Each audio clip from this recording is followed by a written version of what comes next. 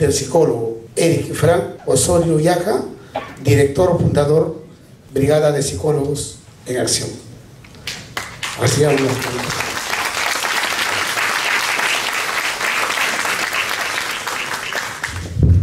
Buenas noches con todos los presentes, con la distinguida mesa que he tenido el honor de compartir. Vamos a lo importante, el aspecto legal y el aspecto emocional que va de la mano. Porque si bien es cierto, estamos frente a un problema. El problema que nos compete ahora es el feminicidio. ¿Qué hacemos frente al problema?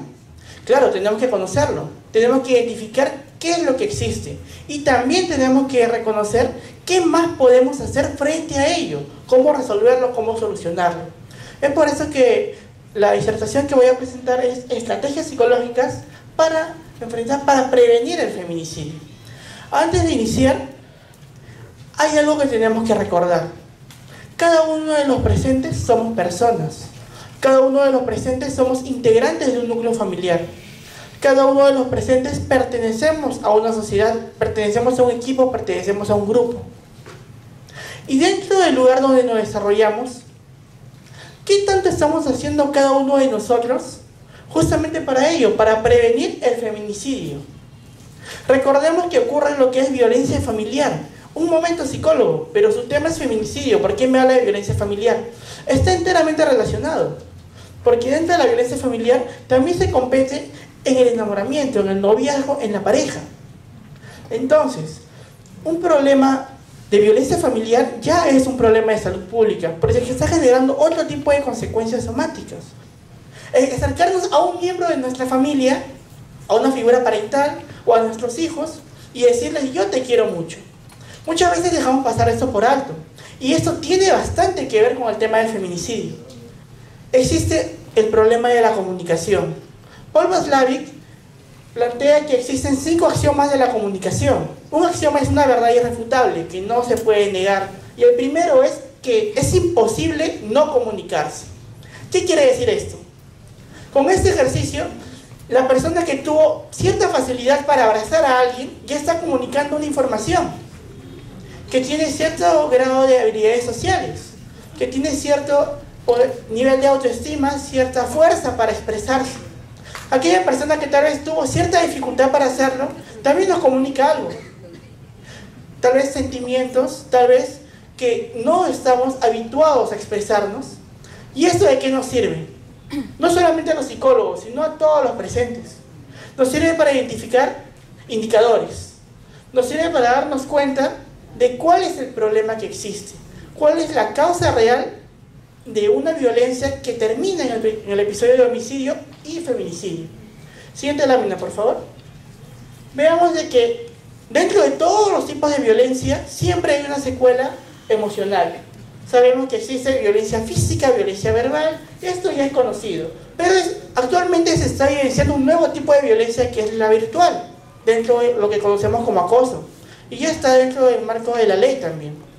Entonces, damas y caballeros, violencia, solo para recordar, no es solamente un acto de agresión física, es todo acto que transgreda los sentimientos y que afecte a una persona, y definitivamente va a generar una afectación psicológica y tal vez afectación física también. Machismo es un término conocido por todos de forma coloquial, pero ¿cómo se viene aprendiendo este machismo? Actualmente hay un machismo exacerbado, inclusive en conductas que pueden parecer imperceptibles, como el hecho de, como ella es mujer, hay que quedarse en la casa. Y esto es lo que refieren algunos agresores y algunas personas que han ejercido el feminicidio. Entonces, ¿cómo vamos a prevenir esto? Identificando cuál es el problema, identificando cuándo es machismo, cuándo podría ser quizás un micromachismo, cuándo una conducta que se le enseña a nuestros hijos puede generarles secuelas a nivel emocional, a nivel conductual, a nivel social en un futuro cercano. Siguiente, por favor.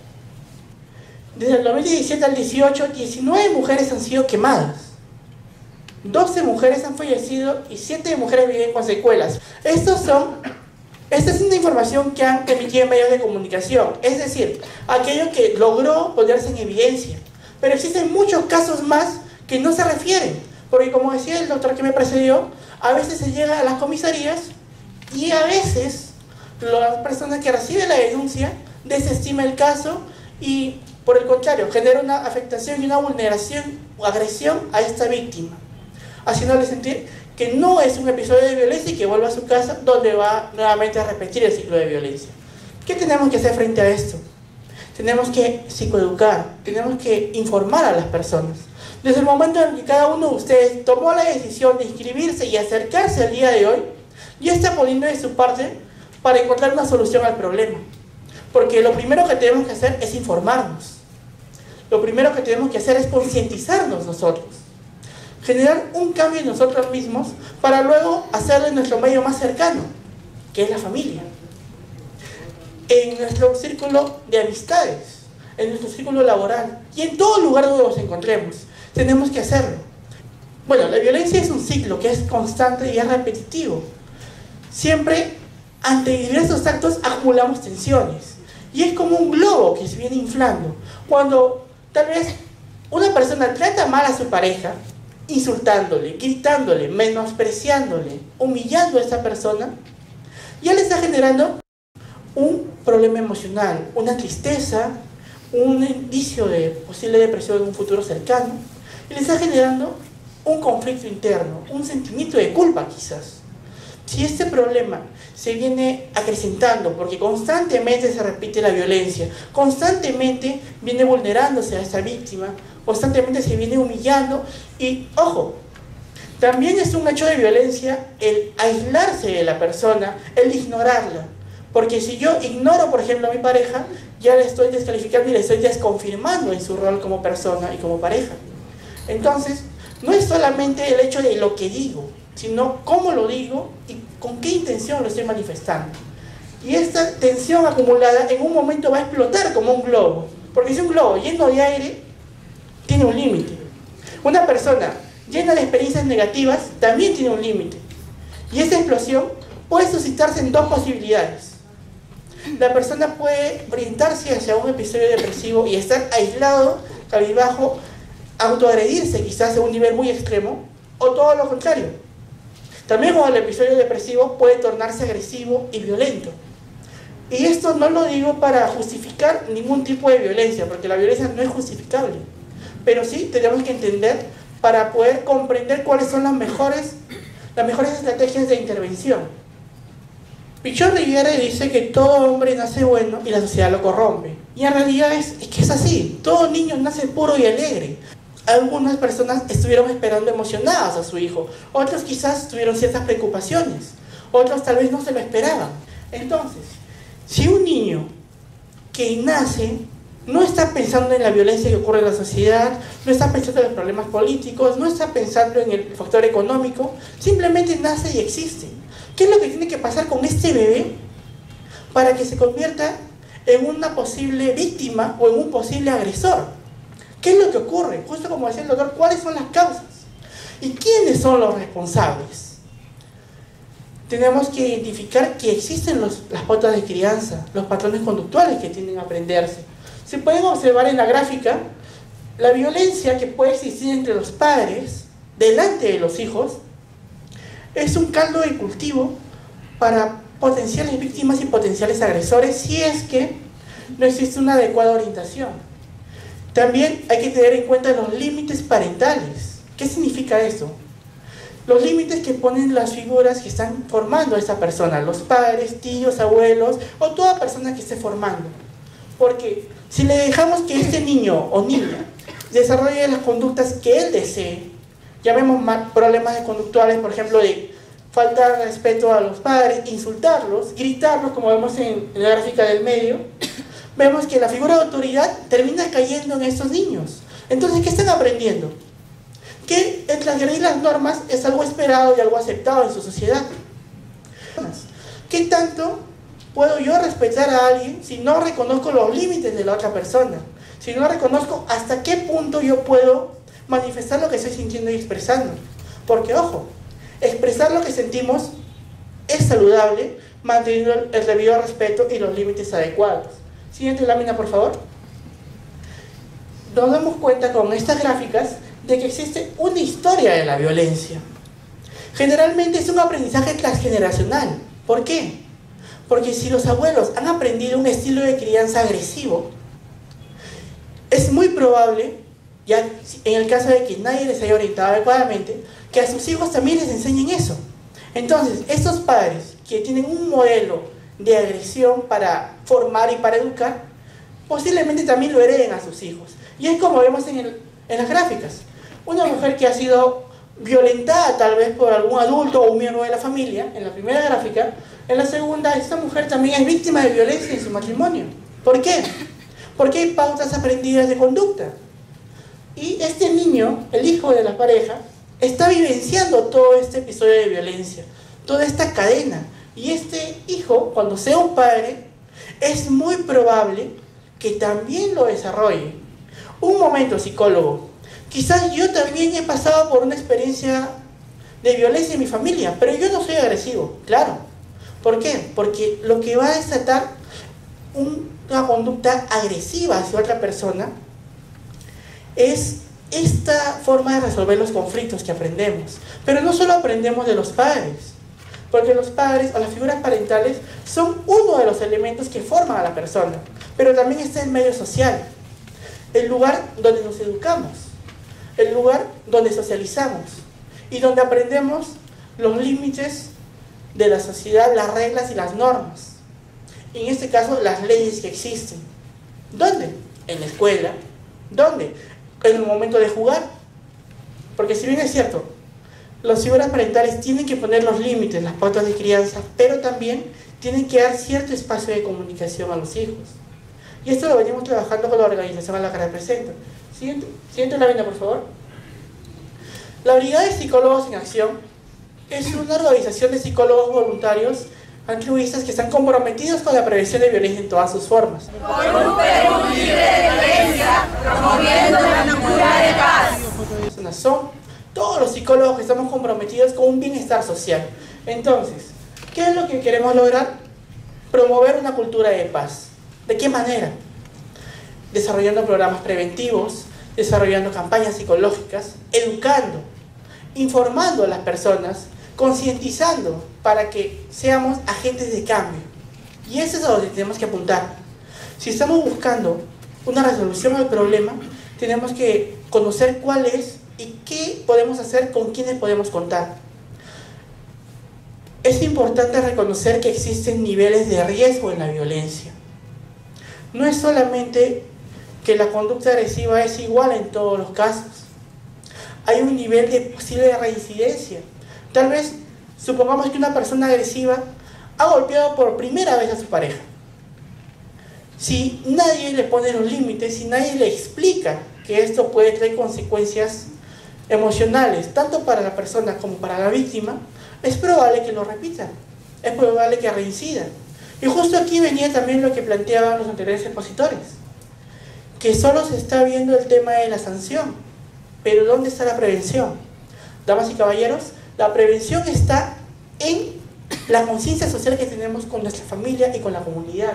¿En qué estamos haciendo? ¿En qué lugares estamos informando? Cuando tenemos la oportunidad quizás de estar en el taxi y hablar sobre el tema de violencia, hablar sobre una resolución de conflictos. Estamos sentados de repente esperando la cola de un banco y tenemos la oportunidad de conversar o dialogar con alguien. Oiga, pero yo no tengo por qué estar resolviéndole la vida a las personas. No es resolverle la vida, es resolver uno de los problemas. Y este problema resuelto, o tal vez esta ayuda que se pueda brindar, le puede ayudar a esta persona a ver una nueva perspectiva de la realidad y encontrar la propia solución a sus problemas. Y eso genera una cadena y un efecto y un impacto en la sociedad. Entonces, para lograr este impacto tenemos primero que educarnos y formar a los demás. Siguiente lámina, por favor. Tenemos que identificar qué situaciones nos pueden presentar como violencia. ¿Qué pasa cuando nuestra pareja nos exige que le demos la clave del Facebook o la clave del celular? ¿Qué pasa? ¿Será violencia? ¿Qué pasa cuando es un celo a nivel patológico, que ni siquiera nos deja ir a una reunión familiar, nos aísla de las amistades? ¿Qué ocurre cuando esta persona, además de eso, tiene problemas de consumo de alcohol o sustancias psicoactivas? Esto exacerba el nivel de riesgo. ¿Qué pasa cuando ya tiene una historia de violencia previa que no ha resuelto sus propios conflictos y la pareja piensa, yo tengo que entenderlo, tengo que entenderla porque ha sufrido violencia y en algún momento de su vida va a cambiar?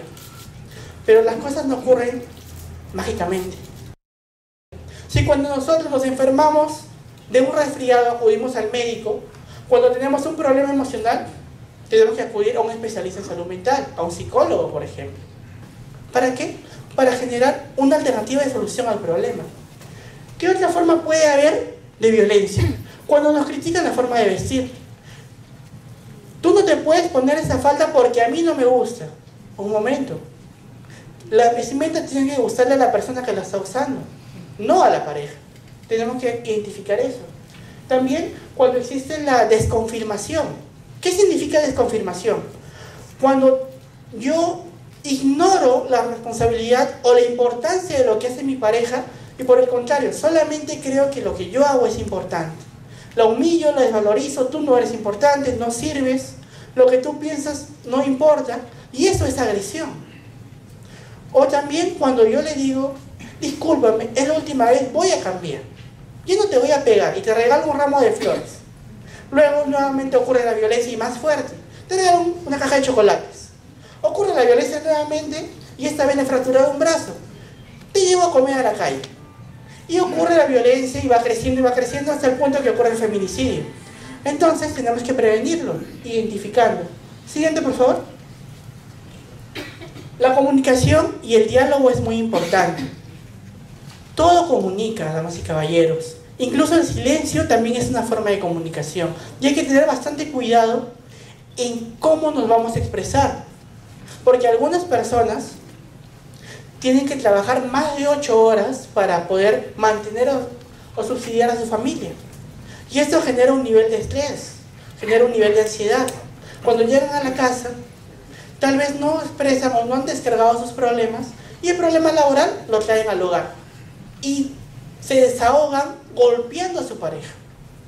Entonces tenemos que identificar cómo nos sentimos para poder tener esa confianza de decirle a mi pareja, ¿sabes qué? Me siento mal, estoy enojado, estoy estresado y no quiero estar enojado. De esta forma se genera un diálogo y ambas personas pueden comprender. Pero esto es con la intención de generar una comunicación asertiva, que ambas partes puedan manifestar lo que sienten sin vulnerar los derechos ni sentimientos de la otra persona.